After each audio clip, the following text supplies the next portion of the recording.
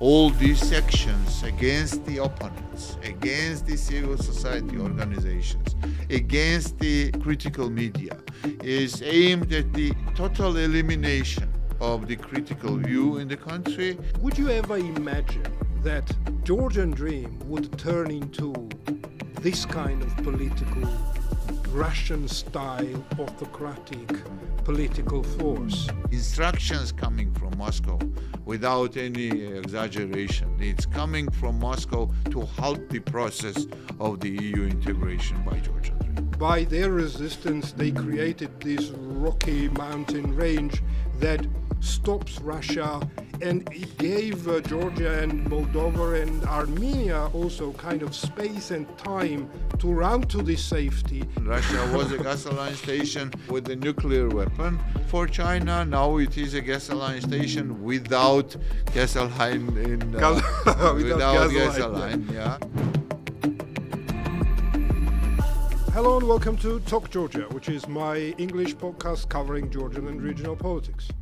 Talk Georgia is brought to you by Droeba Media Group, a trusted source of high-quality news and analysis, and also GSAC, a think tank providing comprehensive political analysis of Georgia and wider Black Sea region, also academic and practical training for postgraduate students and mid-career professionals. To dive into the key developments of the Georgian politics, today we are joined by Ambassador Alex Petriashvili, whose diplomatic and political career spans over 25 years. The positions ranging from a state minister of European and Euro-Atlantic integration, an ambassador to Afghanistan and Turkmenistan, an advisor to the president of Georgia on foreign and security policy, TV presenter and a podcast host nowadays. He studied economy and social geography at Tbilisi State University, also graduated from NATO Defense College in Rome. Ambassador Petriashvili, welcome to the show. Please feel free to add anything to this limited introduction that you think our audience need to know about you before we get down to business, which is talking Georgia. Thank you, Georgi. Thank you. It's a real pleasure and honor to be here today with you. Thanks for having me today. Let's get started with the current affairs before we deeply go down about the fundamental issues of this country. And what we see happening now in Georgia, unprecedented repressions that is going on. Dozens of people are arrested on a daily basis merely for standing on Rustaveli Avenue or wearing or having balaclavas. The political leaders are behind bars, and also journalists, my colleagues, now they are arrested. We see tightening laws on protest-related offenses, which makes nowadays almost effectively impossible to protest without violating those laws. Another round of laws against political parties and individuals that allows a constitutional court to ban not only the political parties but also just regular people like you and me, if they decide somehow that you have connection with that or this or that banned political party, which also effectively limits and restricts political activities for individuals in this country. Giorgi announced so-called educational reform, which I think is aimed at isolating Georgia's education system and also subjugating universities, again pressurizing state universities and hitting private universities. On the other hand, a German ambassador was recalled by the German Federal Foreign Office. It was clear, then they made out the statement clearly saying that happened because Georgian government agitated against Germany, against European Union, against Ambassador Fischer personally. Days before Giorgi attacked OSCE chair and the Finnish foreign minister Elina Valtonen, and not only attacked verbally but also fined the 5,000 lari fine that is also unprecedented. And I think it was yesterday in Luxembourg there was a meeting of EU foreign ministers where Georgia was on the agenda, and well, the sanctions were on the table that were not adopted, obviously. Also, the suspension of visa-free travel, which is coming in November, I assume, partially or fully. And also that was a shame that there was a follow-up meeting with foreign ministers of EU countries and the Eastern Partnership and Central Asian countries, and the only country that was missing from that was Georgia. And finally, while all this is going on, internally there are kind of purges in the Georgian Dream itself, and the 22 houses were raided, including Garibashvili's house and Liluashvili's house. And well, this is what we are witnessing at the moment. Please comment as you please on each or every or whatever issue. And my question is, what is next? Georgi, I was listening to you, and it was kind of a scenario for the nightmare on the TV ads and series.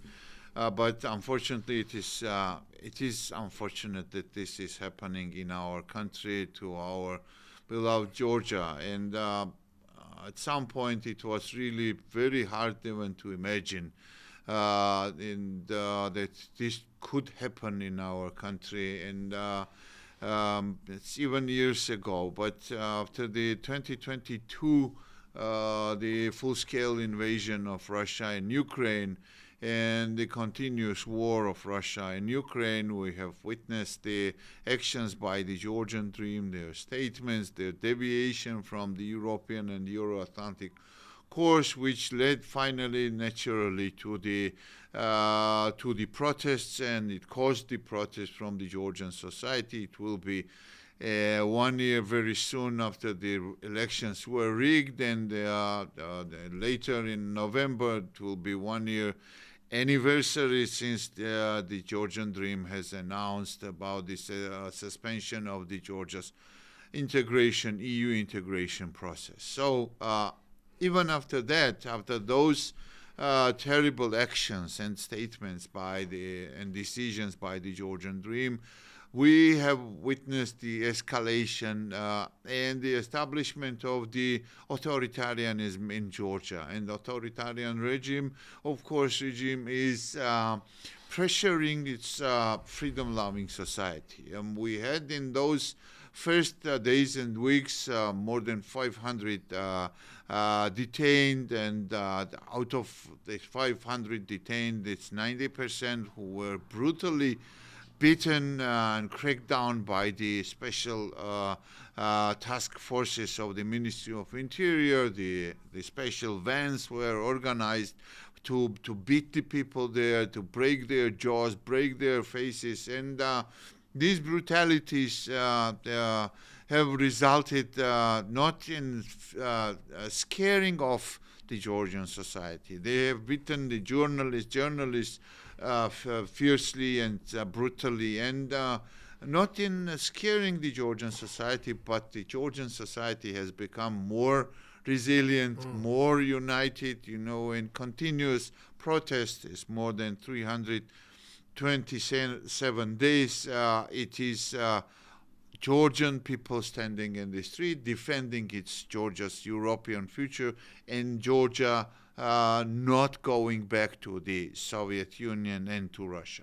So, and Russia's backyard. So, the laws, the illegally adopted by the illegal parliament, non-recognized parliament, and bringing it into the action by the security structures, is like kidnapping the Georgian peaceful demonstrants from the streets. It's like in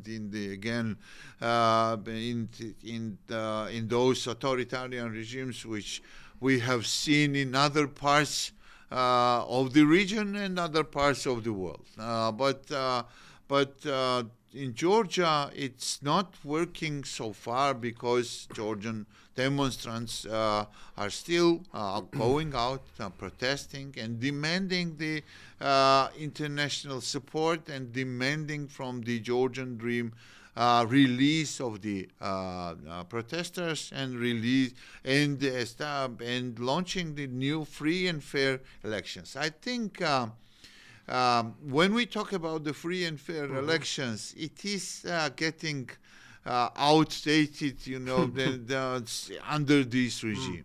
If there is no regime change under this regime, I cannot imagine, it's hardly imaginable, the free and fair elections.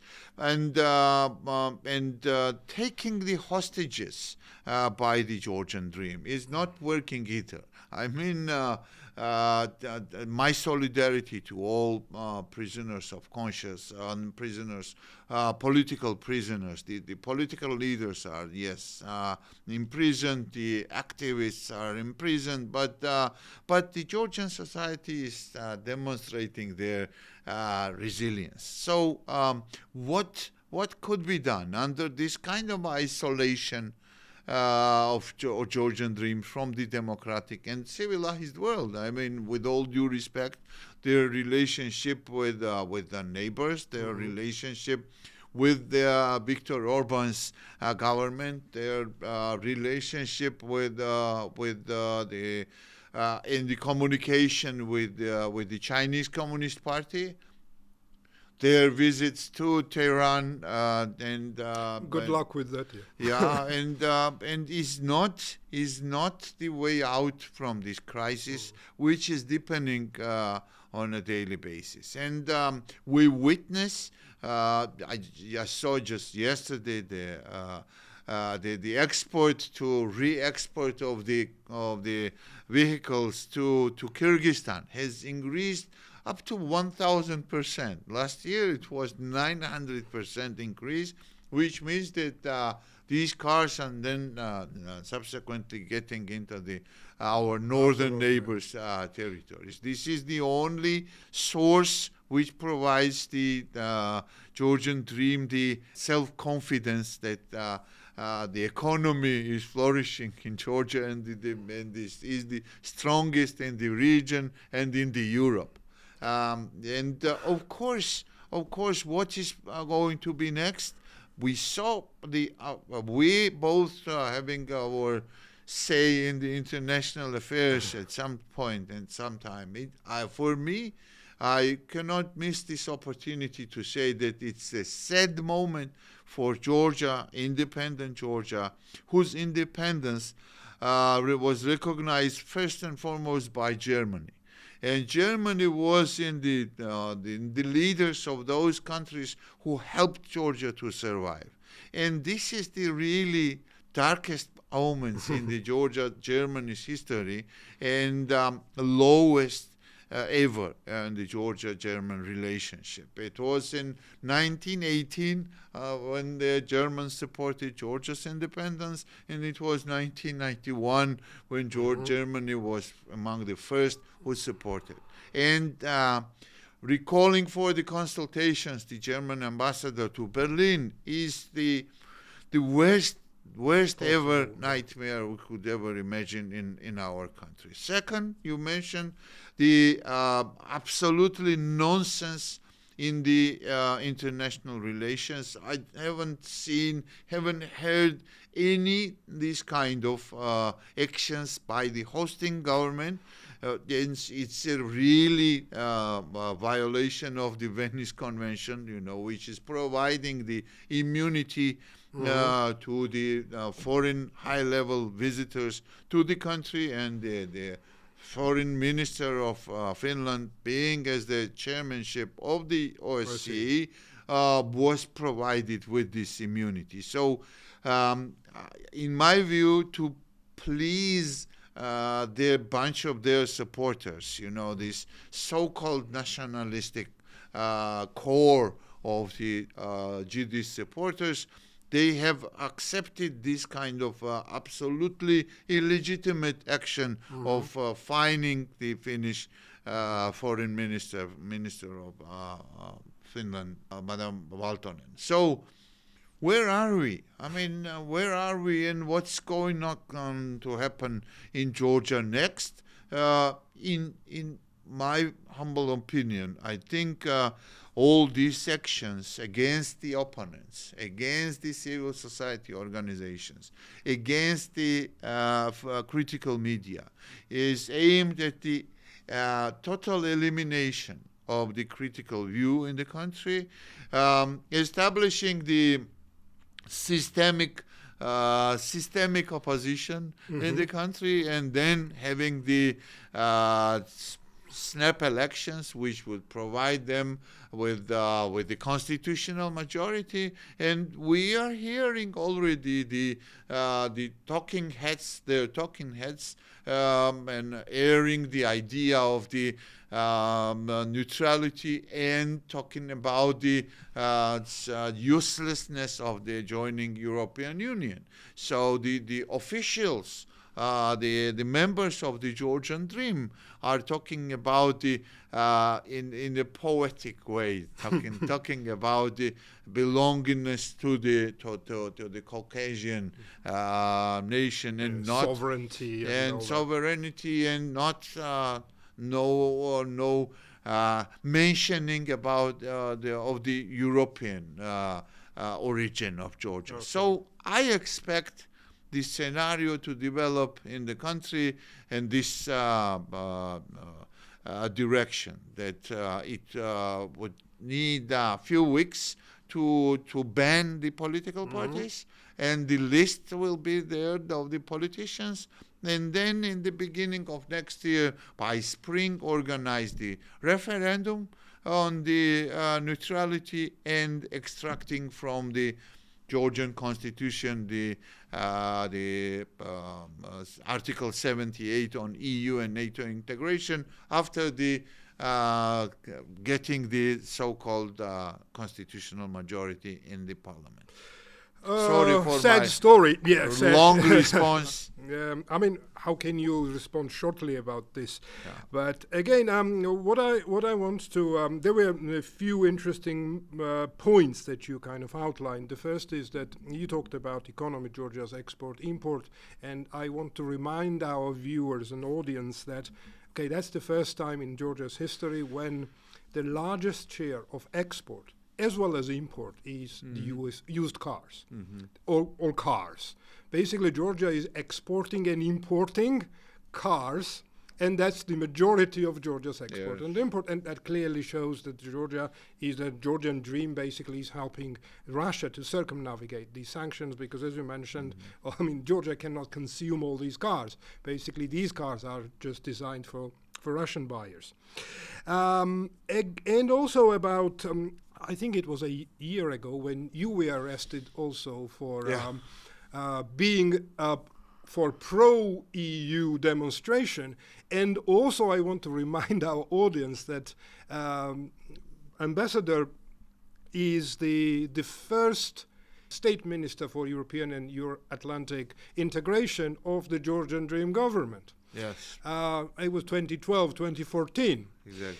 And I think that his party, the Free Democrat Party, was the driving force of Georgia's European and Euro-Atlantic integration that time, together with the Republican Party. And I can imagine that how painful it is what we see now in terms of this direction, when the European gates are wide open and Georgia is going into absolutely different direction. But my question to you, Ambassador, is this. Again, you were part of Georgian Dream Coalition at the beginning. You were the minister for them, and you know these people. You know Ivanishvili himself. You know some of the others that are part of his government now. Would you ever imagine that Georgian Dream would turn into this kind of political, Russian-style, autocratic political force? And when you were in office, were there any signs that you could see that things were going south? To be precise, the ground was laid and under the previous government. It started the negotiations on the association agreement and free trade agreement. We have done our job.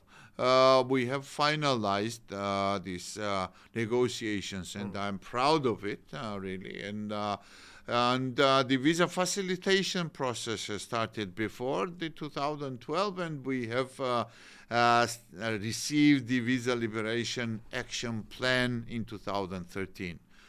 Frankly speaking, a lot has been done by the lot of ministries, the institutions in those years, and it made possible in 2017 when Prime Minister Petriashvili took the one airplane of students with him, and by the end of March in 2017 they had taken the first flight visa-free travel to Greece. It was kind of symbolism, you know, of course, to the all this European civilization.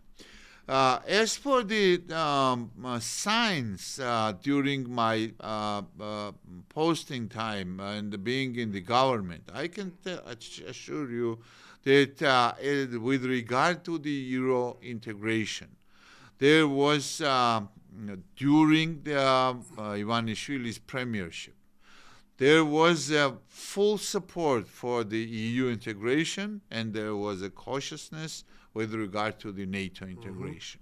I am fully responsible for this statement, and I can tell you that I can explain now why. Because by then, EU integration was not a red line for the Russian Federation. Or maybe it was not realistic because EU was not thinking about membership. That's exactly, it was not a red line for the Russian Federation because in regard to the EU integration, I recall the negotiations in the capitals of the EU member states. We were pushing for the European perspective, and the answer was that, and the response was that it's too early. It's Euroscepticism is there, it's very strong. Please, let's first sign the association agreement and free trade agreement, and then follow on with the Eastern Partnership Group, with the visa-free travel, etc., step by step, one by one after another. So it's my explanation is that exactly why Russia was not that negative towards. And I remember the words of Lavrov, who was saying that NATO is the red line, but it's okay if countries want to integrate in the European Union. But we really survived in those times. When Ukraine was forced, Yanukovych was forced to reject the signing of the association agreement, and also then President Sarkisyan flew to Moscow, and he also cancelled the signing of the finalizing of the negotiations and joined the European Eurasian Economic Union.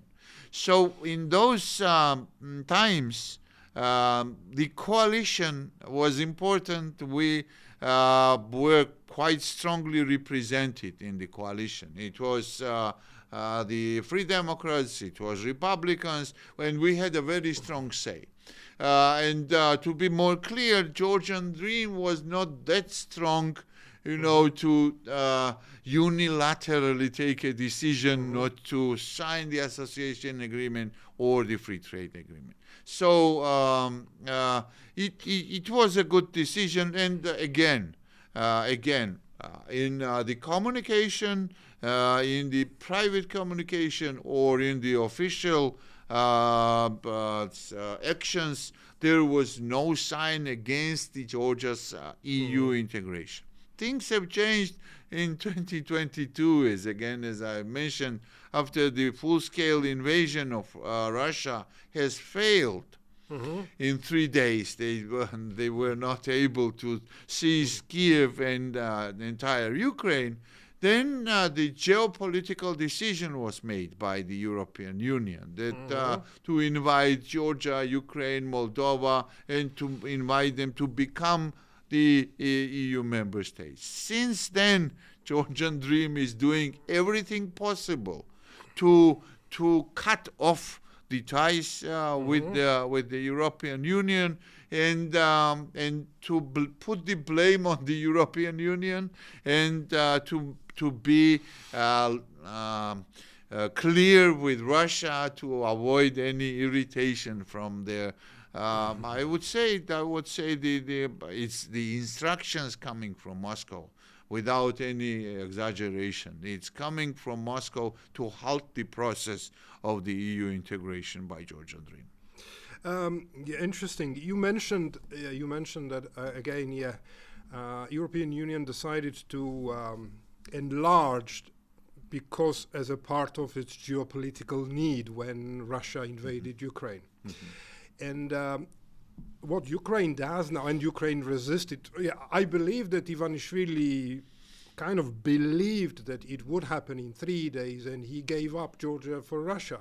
That was the decision that was made at that time, and everything that we see now is the result of that decision, that he gave up, he surrendered to Russia. Because he thought that the Russia would take Ukraine in 3 or 7 days, and the rest of the countries, Georgia, Moldova, etc., it would have been basically within the reach of a phone call from Putin or Lavrov, just to subjugate. But that didn't happen that way, and Ukraine is resisting bravely, and that reminds me there's a Georgian fairy tale, Tsikara. When this little boy with this bull is running from the house, and he brings few things to, and also this mother-in-law is mounting on this wild boar and trying to get the guy back. And what we see is that when they're chasing and they're trying to get the boy is throwing like water first, and then water turns into the deep sea, but this wild boar swims through that, and he throws the comb, and there is a kind of lush, dense forest, but this wild boar cuts through that, and finally he throws this whetstone, and there is a kind of rocky mountain range that finally stops the wild boar. I think that what Ukraine did is something very similar. By their resistance, they created this rocky mountain range that stops Russia, and it gave Georgia and Moldova and Armenia also kind of space and time to run to this safety. And in this time, I think European Union opened these gates that guys just come in, while Ukraine is kind of halting Russian aggression towards everyone, right? And what we see is that Moldova is running to the safety. Even Armenia is trying to move into that direction, but Georgia is doing absolutely opposite. But in that regard, and from that point, we can go a little bit out, zoom out, and what is happening in the world now. What do you think on who? We have like Georgian Dream consolidating autocracy at a tremendous pace, and we also see the Georgian people and protest and the independent media and civil society organizations that are part of this fight as well. And whose side the scale is tipping in terms of geopolitics? Again, who is benefiting most out of the current developments of the world? What is happening, for example, in Caucasus or in Ukraine or in Gaza or the United States, European Union? So what is your take on that? In one word, in my view, it's China.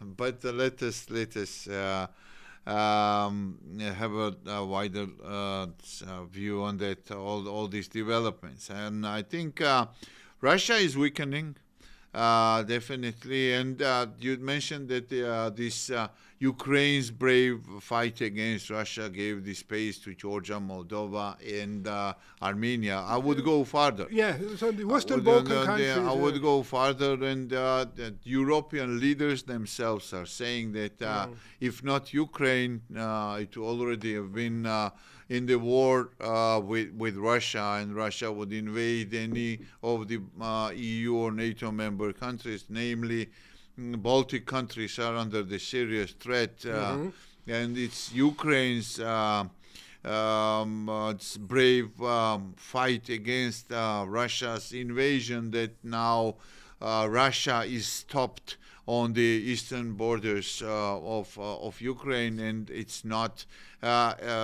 attacking any NATO EU member countries, starting from the Baltics or Poland or other member states. So I think that EU, of course, and Europe is buying time, and they are preparing for the possible military conflict with Russia, but they also realize that if they don't help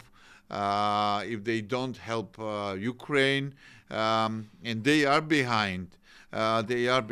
Unfortunately, whatever is needed for Ukraine today, they are getting this tomorrow or the day after tomorrow. It's long time overdue to give the long-range missiles to Ukraine, and Ukrainians are confident they could overspill the military conflict on the Russian territory if they had all necessary tools in their hands. Now, freezing the Russian assets was a very good idea, but transferring it to Ukraine should be the step immediately taken by the European allies.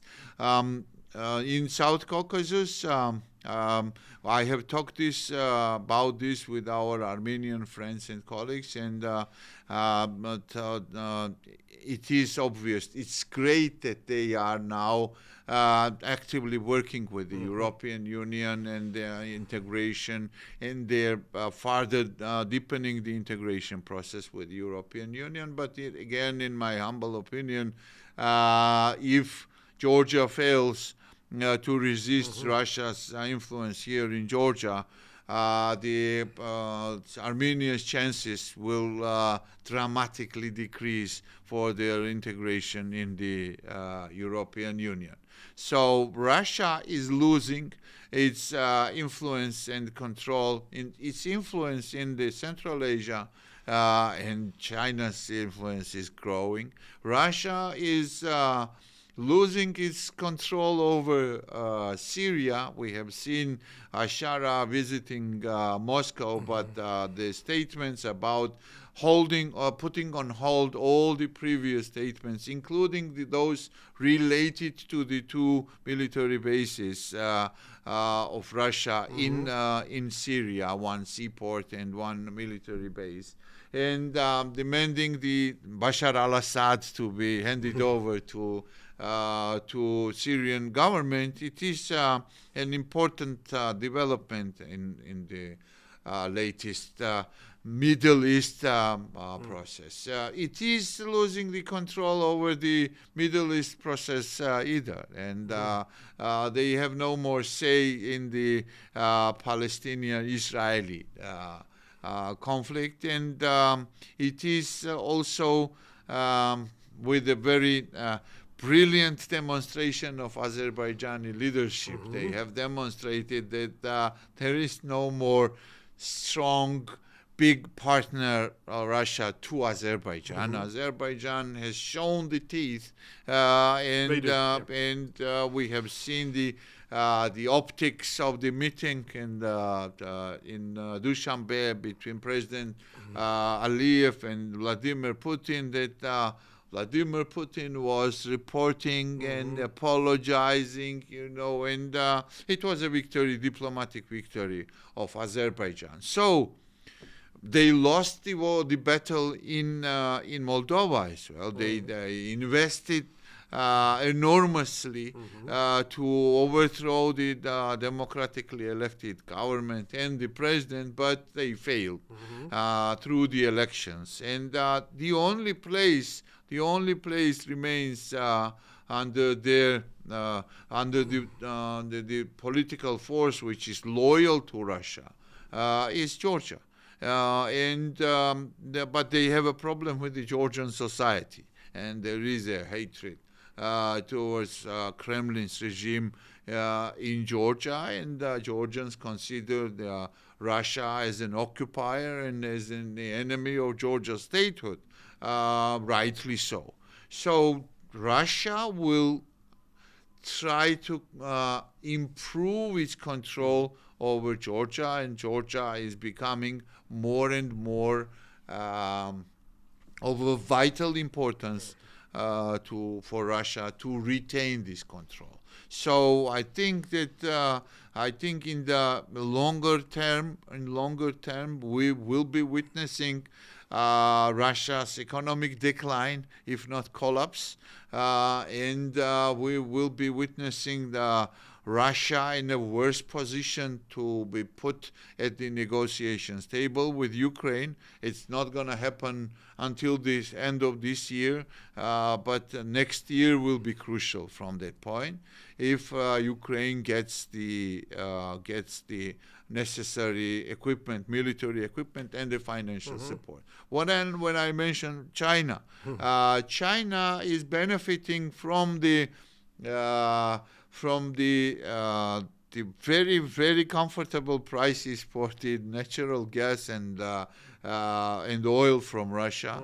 Russia is becoming more and more dependent on China, and it is, as our colleague has mentioned yesterday in one talk show, it was a gasoline station. Russia was a gasoline station, and with the nuclear weapon for China. Now it is a gasoline station without gasoline. Without gasoline. Yeah. Now they are lacking the gasoline itself, and they are selling the oil and then buying from the Chinese refineries, oil refineries, the gasoline. So China is benefiting from dragging out the process of the war and they are demonstrating this openly.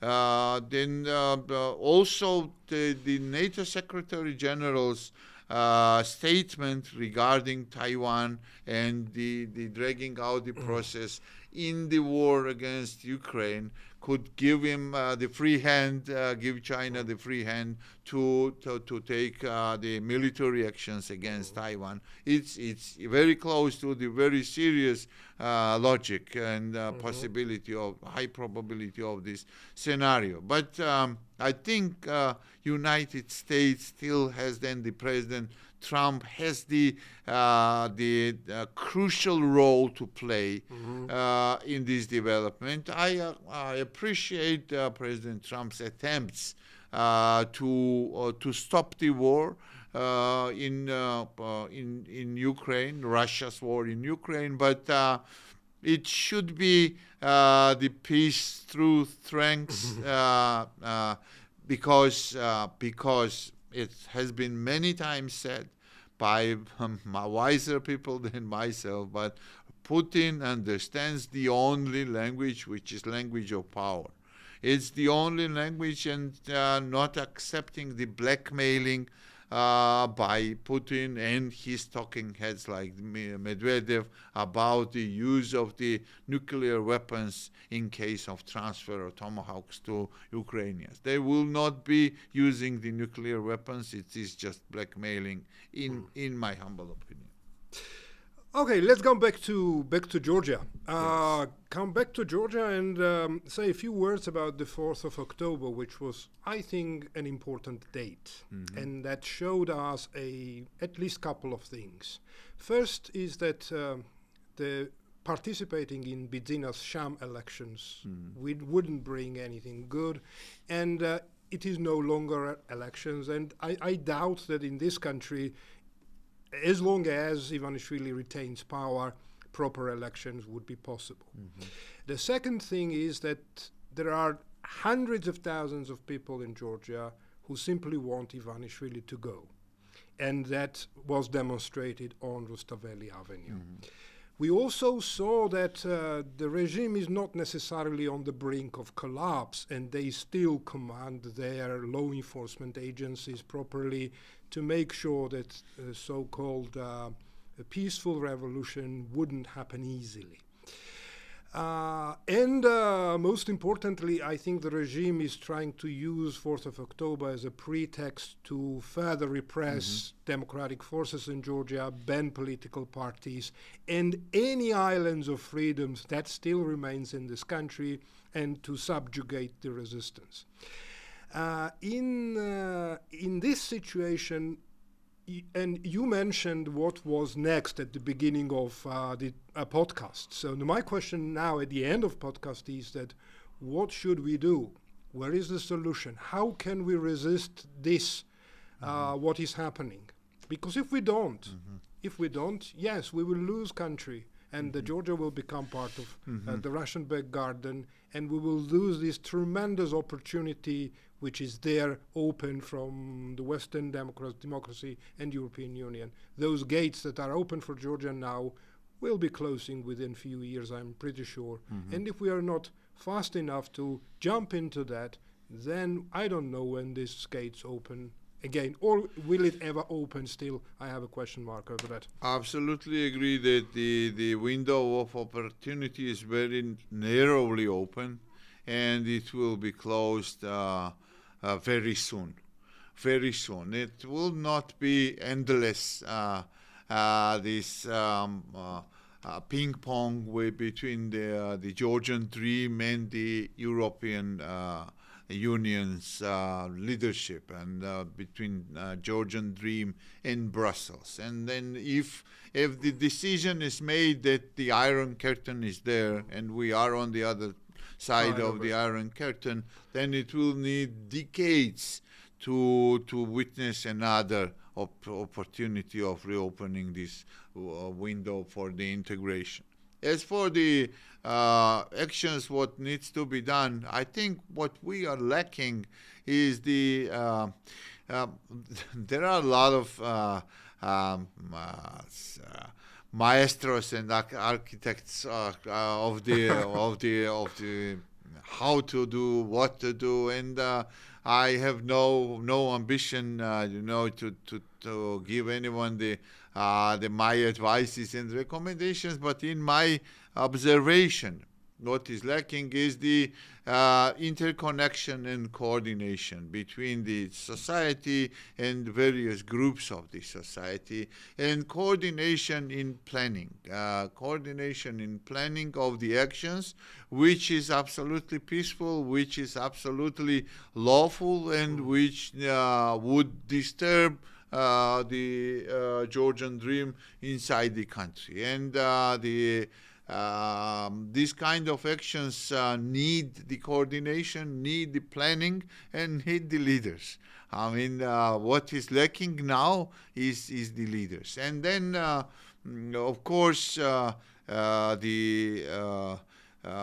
actions like the blocking the offices or the blocking the roads need to be, it really need to be, we have to save our demonstrants, our protesters outside of the prison and penitentiary system. So we need to do it in the way that the Georgian Dream has, even under these draconic laws, has no ground to grab the people in the street. They still can do this, definitely, but they will finalize the formation of the authoritarian regime. And pressure from outside, both pressure from inside and pressure from outside. We should not always look at the Brussels or Luxembourg meetings and waiting for the decisions which would force the Georgian Dream to change their minds. I think Georgian society should pressure from inside and the pressure from outside would increase only in that case. It should be synchronized, and actions from inside and from outside. It's not the Georgian Dream is not as strong as it was Gaddafi or Hussein or anyone else in the authoritarian regimes and the world. And it's not even as strong as Lukashenko is, And I think that there is the weaknesses and weak elements in the Georgian Dream. I don't know what's going to happen in their internal Game of Thrones in the nearest couple of hours or couple of days, but I believe that it will weaken further the Georgian Dream, but we should act wisely, organized, and in coordination. Thank you, Ambassador Petriashvili, for this powerful conversation. Thank you for watching us, listening to us. Please subscribe to our channel, and I'll see you next week.